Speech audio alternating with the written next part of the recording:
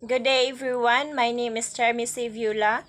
For today, I'm going to tackle about one of the most interesting literary pieces from Myanmar, which is Rice Pounding Song translated by Yu Can Zhao.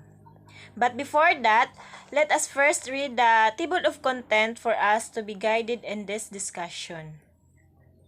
So, first we have historical context, background of the poem, author's background, reading of the poem, dramatic situation, mode of the poem, what does every stanza or line convey, denotation and connotation, symbolism, figure of speech, theme, and lastly is the implication of the title.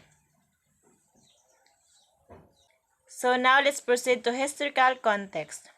The literature of Myanmar, formerly called Burma, started in 11th century during the Bagan period. It was initially written on stones which called the Kyoksa. In the 15th century, there was a shift in the theme of literature. It became religious in nature. Some of their popular pieces, including the Jakarta Tales told by Buddha to answer his disciples' question, the Kagyen or the war poems written by monarch, and prose centered on law and history. Moreover, many dramas were written during the 16th to 18th century. Burmese literature has historically been a very important aspect of Burma's life steeped in the Pali canon of Buddhism. Traditionally, Burmese children were educated by monks in monasteries in towns and villages. The literature of Myanmar spans over a millennium. Burmese literature was historically influenced by Indian and Thai cultures, and they tend to reflect local folklores and culture. So now let's proceed to the background of the poem Rice Pounding Song. After the rice harvest, the women of the Shinwan village gather to pound out the grains from the husk. As they work, they sing this traditional song which have been collected and translated by Yu Can Zhao. Yu Can Zhao, or also known as Galon Zhao, born on March 16, 1900, died on May 8, 1948. He was a leading Burmese politician who served as Minister of British Burma during the colonial era before the Second World War. Now let's discover Myanmar's culture through their harvest song. So now let's read the poem. Rice Pounding Song from Burma. Sit down the mortars, line them up neatly. Girls of the Shinaun take up the pestle stones. Then we sing Shinwang and chant it merrily in time, as gracefully as we pound away. What means that noise, that bustle we hear? Oh, a lady of Shinaun is giving alms with the music of drums and gongs. There is red gold radiance over there. Perhaps the sun has risen. No, it's the dyed drops of the monks.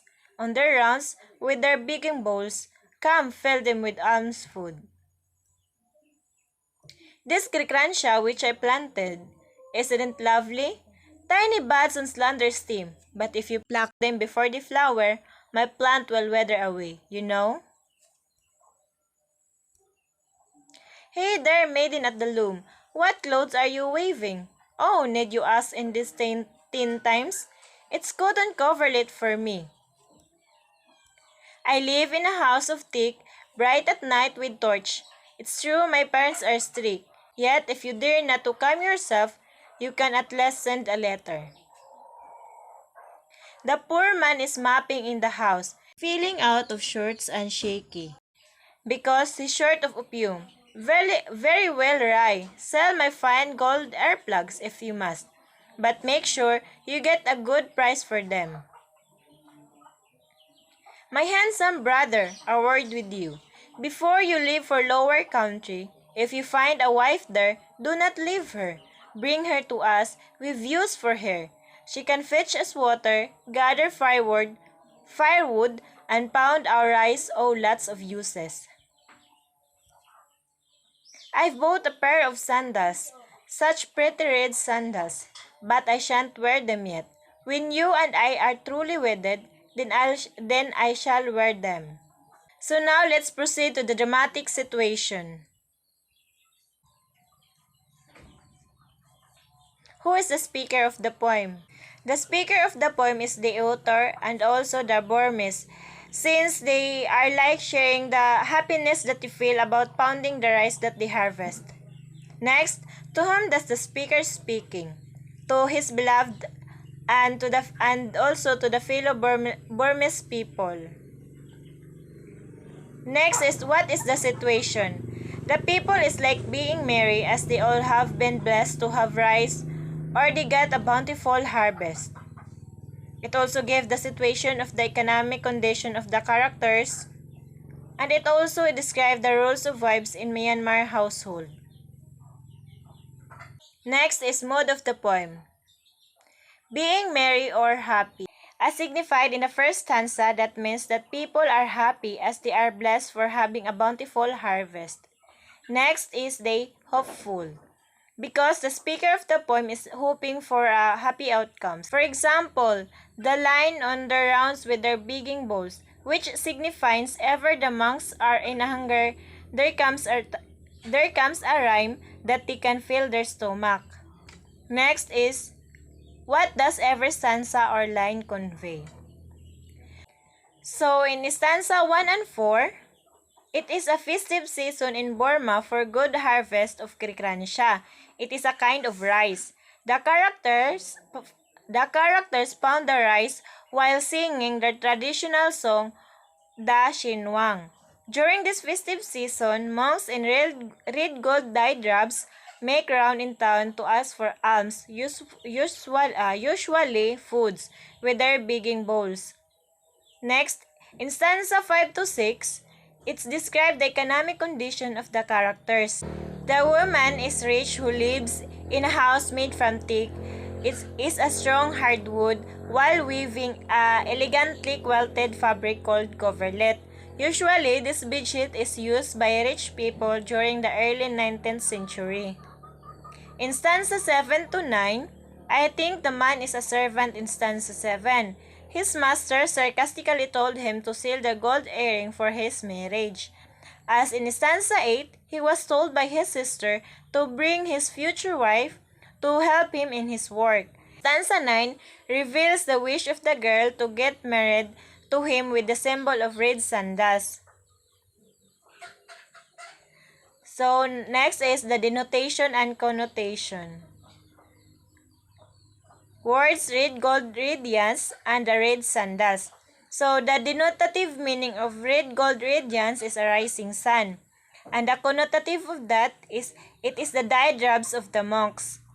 Red sandals is an item of footwear and it is color red intended to protect and comfort the human foot. And the connotative meaning of that is good luck. Next is symbolism. So we have here the red sandals. It symbolizes as good luck in Chinese culture. Next is figure of speech. Alliteration. The word cotton coverlet, begging bowls. Next is the hyperbole. The word red gold radiance over there, perhaps the sun has risen. It is an hyperbole because it expresses an exaggerated meaning of the sentence.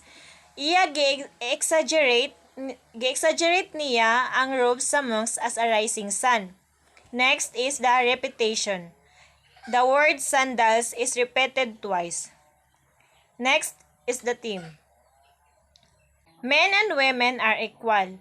So in a world full of pains, problems, and cheaters, both men and women are equal in terms of living in this society. Next is both rich or poor deserve to love and be happy. Love is not just for rich people because even poor people deserve to love and be loved and experience the happiness. All of us deserve to be treated in a good way. It's not about status in life, but as a human. Next is love doesn't define by your state in life. One state in life does not define what is love because love is not a feeling. nor a status, but it is a commitment towards your partner. As long as you love the person with all your hearts, that's what matters. Next is the implication of the title. So, status is not a basis in order to be happy and be loved and to love someone. We are all equal. We can love even if we are poor or rich, as long as both of us feels the same and we truly love each other. So, that's all for today. I hope you understand the discussion about the rice pounding song from Burma. Thank you and God bless us all.